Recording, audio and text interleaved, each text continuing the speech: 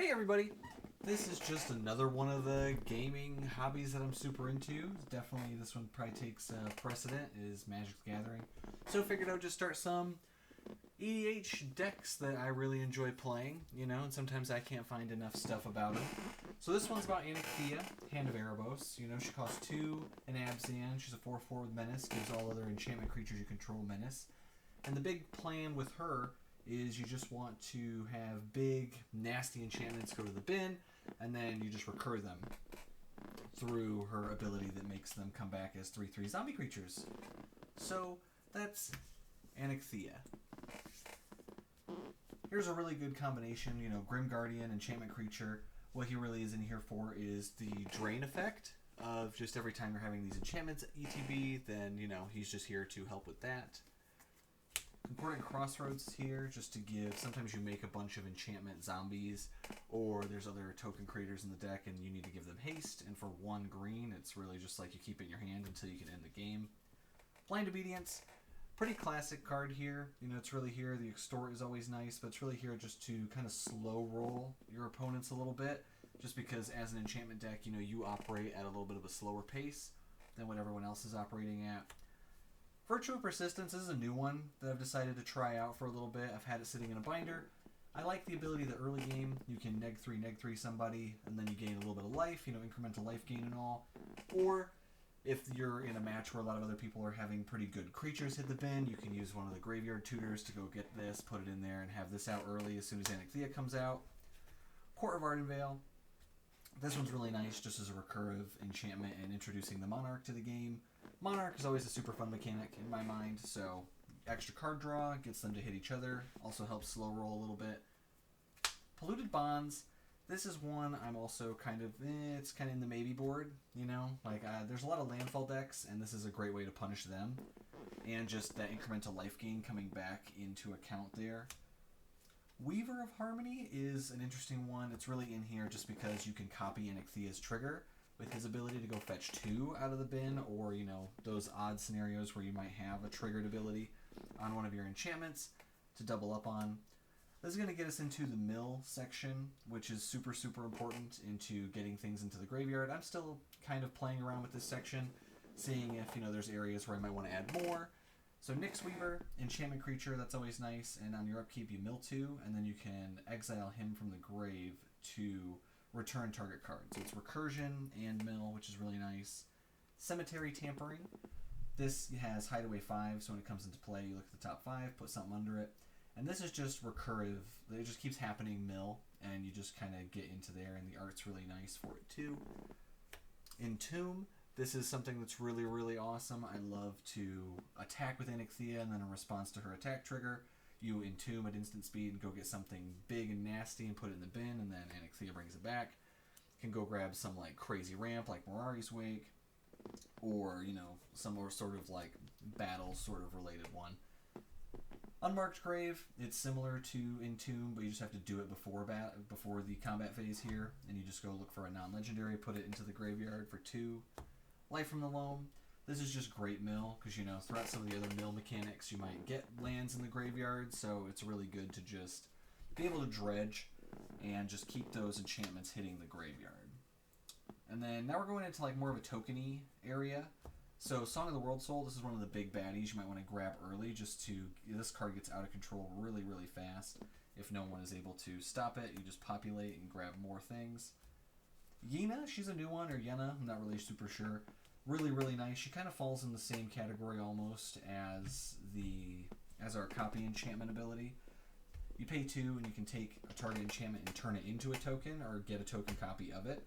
This is super nice, and then you also get as long as the token is, if it's an aura, which is not super crazy, but you get the 2 tap make tokens of crazy things like Hallowed Haunting, for example. This one can give your zombies that Anikthea creates flying, vigilance, pretty insane stuff here. And it's whenever you cast an enchantment spell, you just get more and more tokens. This is just going to help, all these little token makers really help when, you're not going to have a lot of creatures, so you use these to get recursive tokens, and just every turn you get some more. This also introduces the Monarch, which I'm a pretty big fan of. And then if you are the Monarch, which eventually, as you get your Enchantment Engine Online, you're really able to continuously turn out things, and you become pretty hard to hit. So it can be easy to turn those 1/1s into 4/4 angels. Doubling Season is, if you don't know Doubling Season is pretty crazy. I've thought about taking it out. It seems maybe like a win more kind of situation, but in reality, it's often nice when it comes out because you can go Entomb it and then get it out pretty early and then just get so much value from anything else. So it's the only real doubler effect that I run, just because it's so universally good. Fellow Retreat follows that same suit of Token Maker. Every time you make a land, boom, you get more tokens. This can be pretty useful just for that sheer fact of in the early game, you can get some blockers on board, and in the end game, you can start pumping up all of your zombies, because as Anikthea brings back your enchantments, they will have menace due to Anikthea giving your enchantment creatures menace. So it's pretty cool stuff there. This is just right on theme. Make some more tokens, Pegasus, incremental life gain with the Pegasuses have life gain kind of stuff. That's super nice.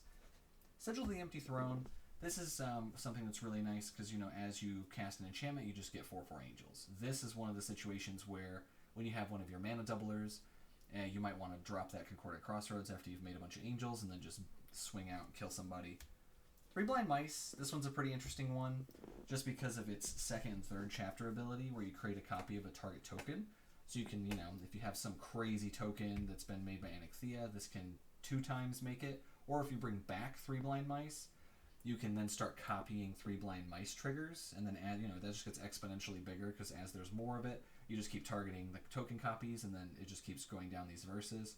And then you can swing out with that. Unnatural Growth is a really nice one because it's the beginning of each combat.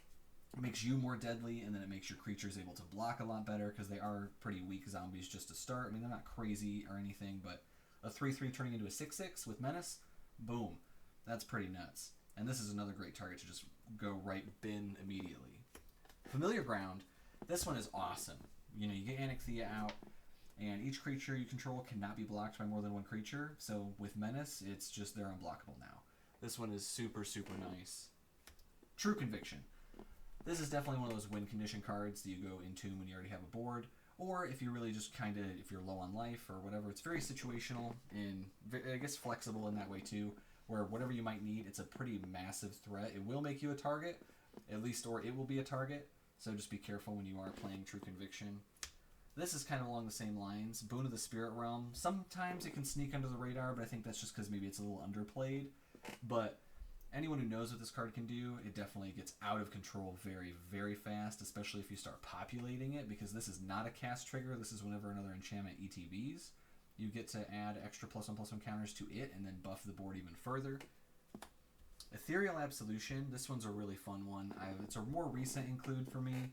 I swapped out some stuff and just testing some new waters because I needed some more bombs.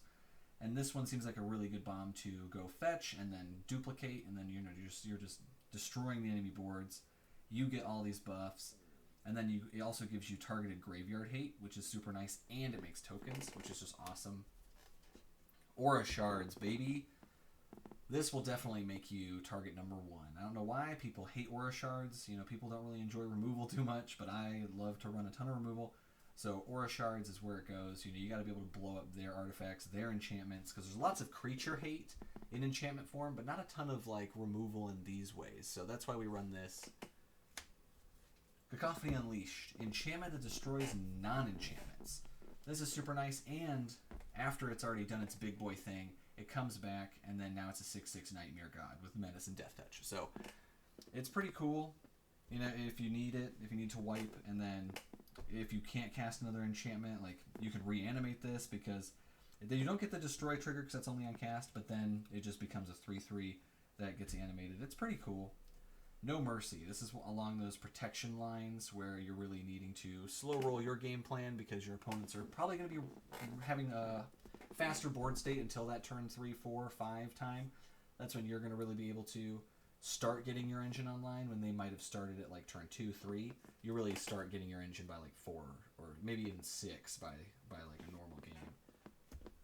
Binding of the Old Gods is great. It's an enchantment, recurrent, it destroys itself, it blows up a permanent, gets a land, and gives your creatures Death Touch. Crazy. Crazy, crazy. Karmic Justice, kind of in the line of No Mercy. This really helps, you know, when people are trying to blow up all your... Because, I mean, as you've seen, you got some pretty nasty enchantments, so this really helps protect them from wanting to blow them up. Or if they are going to target them, then you get to get payback and maybe blow up whatever you are finding threatening on their boards. Extinguish All Hope, just another non-enchantment board wipe. Just really good to have these sometimes, because you're not ever really going to have a huge creature presence, and when you do, it's enchantment-based, so you can just blow a bunch of stuff up. Here's where we're getting into our enchantment removal, right? So this is a newer one from Murders of Karloff Manor. This one, when it ETBs, you just exile a creature. It's an O-ring effect, but you get that incremental life gain. So, you know, if they do blow this up or you sack it, you get to bring it. You could bring it back with Anikthea, get more life gain. Really nice. Oubliette is pretty dirty because it doesn't really remove; it phases them out. So it's a great way to target commanders. It's the best way, honestly. Like, if you have someone like, I don't know, an Omnath, like 5-color, or, you know, you're facing against, like, Tivit, or just crazy things, this is a great one where, you know, like, oh, I can't remove it, he'll just recast it, get value that way.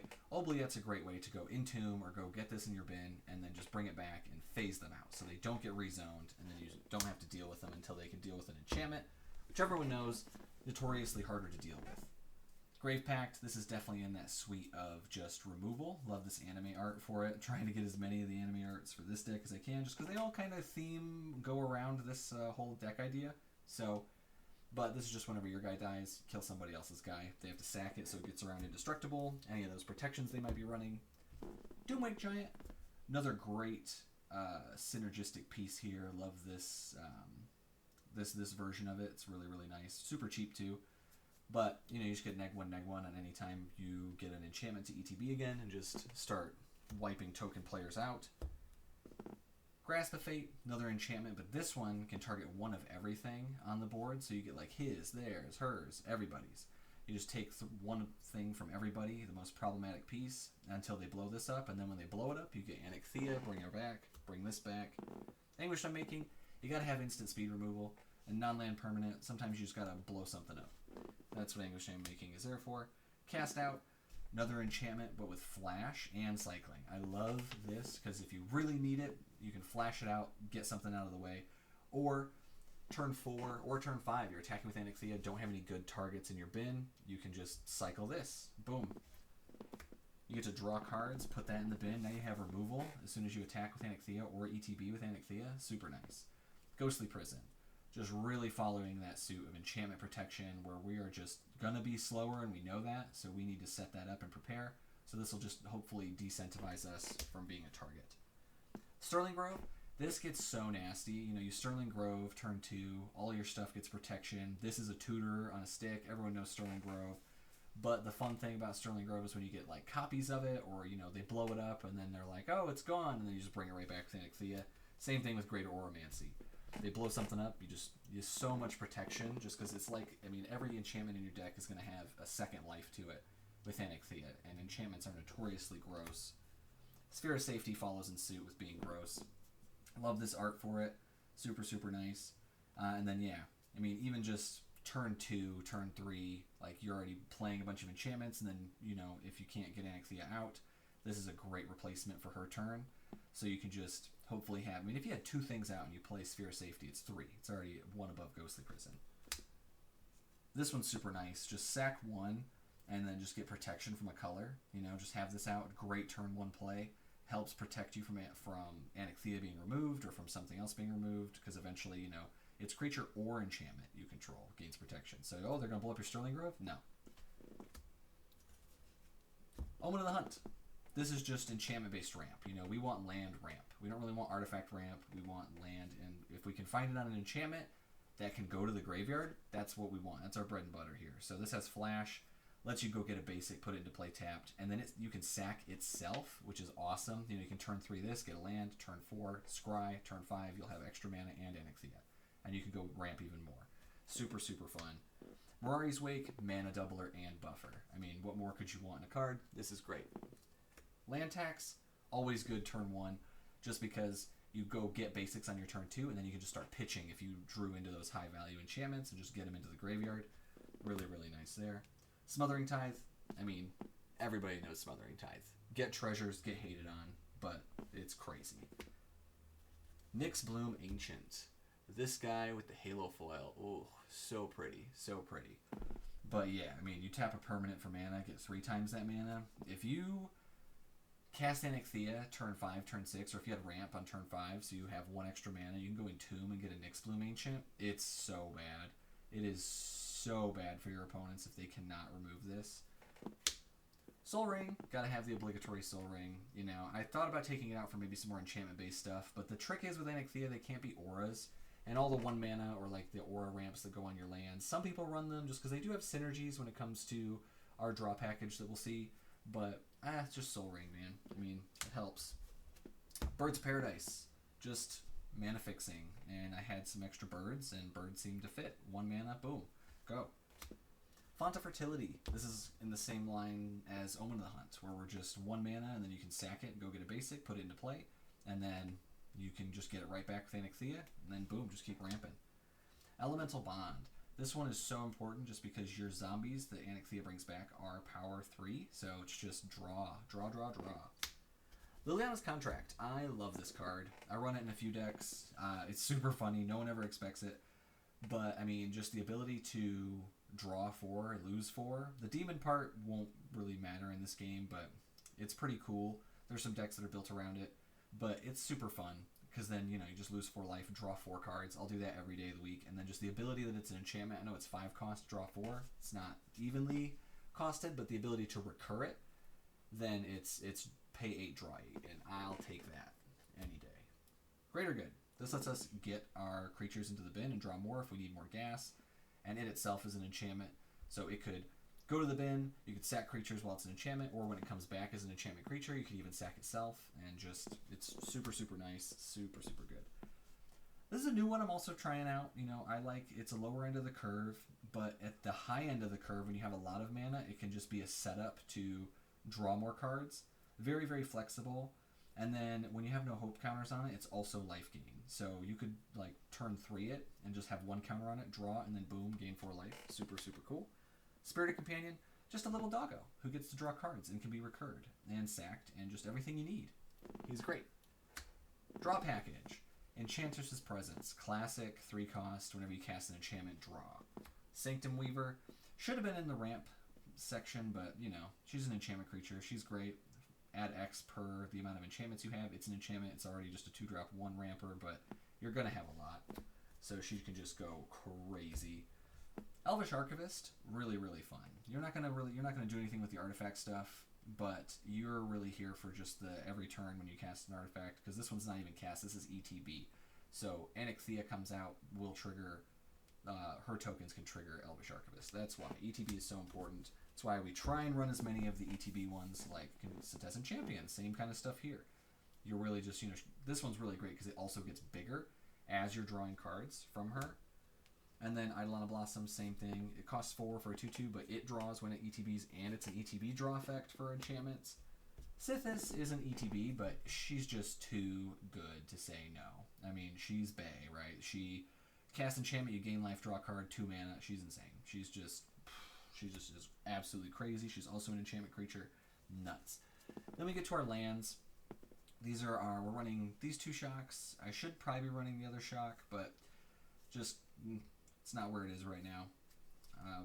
These are some of our dual color lands. You know, we got some bounce lands. I only run 2 of the bounce lands. Probably could afford another one, just because the bounce lands are so valuable in the way that when you bounce a land to your hand, often you go over 7 and you can discard a big enchantment, and then boom, just, you know, you can coordinate that really well.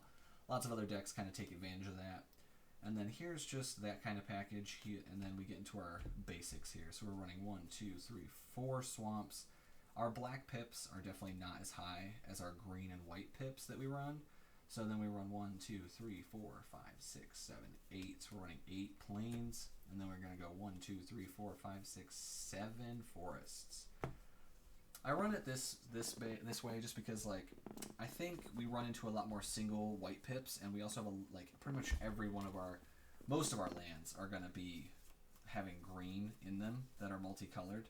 There's just so much green crossover here that we didn't need the extra spot. And you only really need 1 green. You often need more white pips. So that's the big breakdown for that one. So that is Anikthea. She's super fun, super interesting. I really enjoy playing her. Let me know what you think. Let me know if there's anything that I might have missed or some cool synergies that could be included. But I'll see you on the next Deck Tech. Thanks. Bye.